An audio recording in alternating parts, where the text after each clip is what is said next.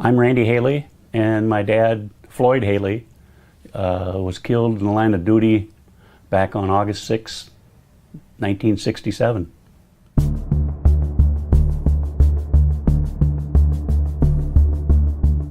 This was at Recreation Bowling Lanes in Rochester on North Broadway. This is just on his regular route, so he wasn't expecting any problems. He just kind of came across and saw something going on over by the door. And so I believe he got out of his car and went over there, and they kind of jumped him. There's three of them. Took his gun, and because they had a gun on him, and then shot him and took off. Again, I was just 15. It was pretty, it was hard growing up. I was the youngest. I was pretty dependent on my parents. To have him gone all of a sudden, yeah, you're just missing a piece of you.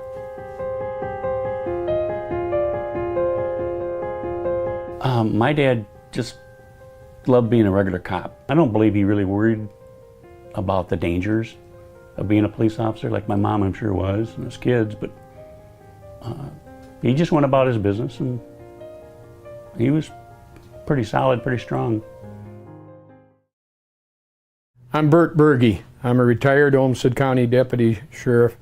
I worked with Jack Werner, who was murdered on May 17th, 1977.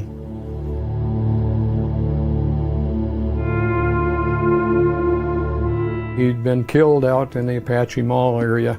He told some friends that night, or the two occupants that were in the car, that when he went out that night, he was going to kill a cop. That was his mission for the evening. The car he was in had been doing donuts in the parking lot, and Jack was one of the officers that happened to be driving by on the highway, saw it, and he pulled into the lot to see why they were doing that. And when it happened, our understanding is that he got out of the back seat of a car and leaned across the hood and just shot the officer. Back in them days, and as well as today, I think he would be a model officer. He's the kind of thing you would portray in the movies or something as being a real officer. He had a military background, which was real common in those days, and he still lived that way. He was spit shine, and everything was always just the way it should be when he came to work.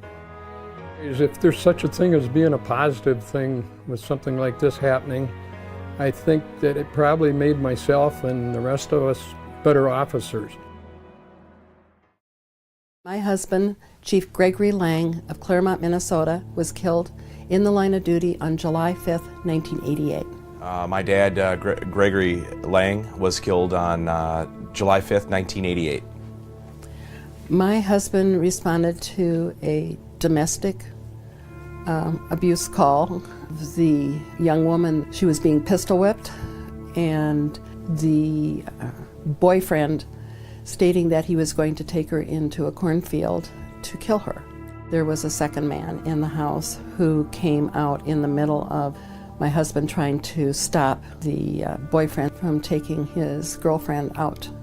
He hit my husband with a shovel and knocked my husband's gun out of his hand, and they grabbed the gun and shot him. It was devastating. I had no idea how to proceed. When I'm starting to go into manhood from 12 to 13, 2 months later I turned 13 after he had died, but I grew up with a lot of anger. I'm blaming everybody for what happened, blaming myself. I blame my mom for a lot of things. You can't control my life. The normal teenage kid things, and then you put being just truly pissed off on an epic level at the world on top of that. So my name is Jean Allen. I'm daughter of Douglas Clausen, Chief of Police, Hayfield, Minnesota. My dad died March 13th, 1999. His death was due to injuries that he sustained while he was working. Oh, he loved being an officer. It was like so important. We took great pride in just kind of being there, like being for the people. He wasn't always out to try to, bust everybody, trying to nitpick. He tried to give people a fair shake. He loved being like the you know, that find that perfect balance. You know, he always tried to give people a chance. Kind of always looked out for the underdog. Some of the stories were funny. I'm Sarah Meyer Westfall. My husband died in the line of duty September 6th, 1999. My name is Joyce Meyer, and my son Jason Meyer was killed in the line of duty on September 6, 1999.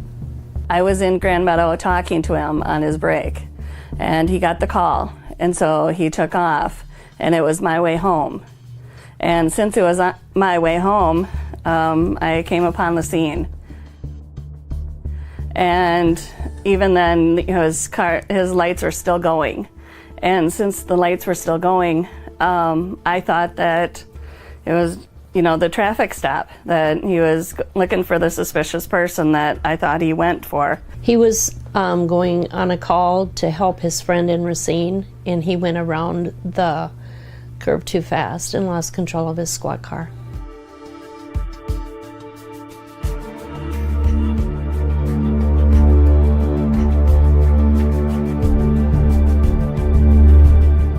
And it wasn't until I saw the person in the gray Grand Am running towards him that I realized, okay, nobody runs towards a squad. That's when you realize that there's something up. Every aspect of our life and our families were affected by it because he was such a big part of ours. And our lives were shattered. He was one of those officers that really enjoyed being around the young people and working with them, and that was his goal, is always to keep peace in the small town. My name is Liliana Schneider. My dad, Sean Schneider, was killed in the line of duty on December 30th, 2011. My name is Brittany Schneider. My husband was Officer Sean Steven Schneider. He went to a house in Lake City where a boyfriend-girlfriend were fighting. The boyfriend had a gun and was threatening the girl's life. And Sean and another Lake City officer interrupted that. And in doing so, Sean was shot. As soon as I got the phone call and I had asked where he had been shot, I knew that it just wasn't going to be good. I felt it in my heart. It wasn't going to be good. I was at school because we were in a lockdown, and my aunt came to the school and picked my brothers and I up, and she told us that my dad had been in an accident and that he was up at Mayo. Initial thought was that this isn't good. I'm going to lose a friend out of this. I had left his side literally 2.5 hours prior, and he was gone. And losing him was, in that way, shook my core values, my beliefs, made me question whether being a cop was worth it. He was my biggest idol. He was my hero. He was always there for me, and he was the first one that I would wake up to in the morning, and when I would walk to school, he was the last one I would say goodbye to. I think it was the destruction of the life that the children and I and him had. I'm the one that's there to comfort them from nightmares.